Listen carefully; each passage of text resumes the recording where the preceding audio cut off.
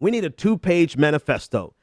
First page showing everything that we stand for and represent and what we want in very short, succinct sentences that anybody can consume and remember, so that when we leave their presence, if nothing else, they'll have our 10-point plan and they know exactly what we're fighting for. I don't care if it's associated with a party. I don't care if it's associated with Democratic Socialists of America. Matter of fact, we should be the linchpin between all the organizations. That's what the Progressive Army is going to do. We're going to be the linchpin between all the organizations that are fighting back against Trump. The resistance, because there's so many individual organizations. We'll just pull them together, and wherever you fall, whatever your preference is, if your preference is Justice Democrats, go. If your preference is Democratic Socialists of America, go. If your preference is brand new Congress, participate. If your preference is, I can't even think of them all, there's so many. Whatever your brand of your preferred taste in activism is, there is a group out there. Impact. How the hell am I going to forget Impact? If your preference is Impact,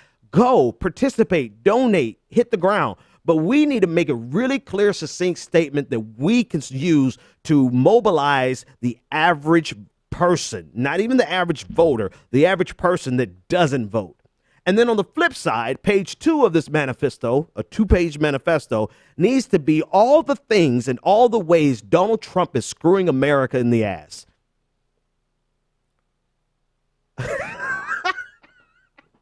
I'm sorry. I just, yeah, okay, I should have just said screwing America. But anyway, you get the point, right? We need to make it clear what we stand for and what Donald Trump is doing to undermine them, because they don't believe it affects them. Oh, watch this affect them, right? The easiest one is the executive order where he's going to be shoving a religion down your throat, right? It's not just the LGBTQ community. He even listed things that included like premarital sex.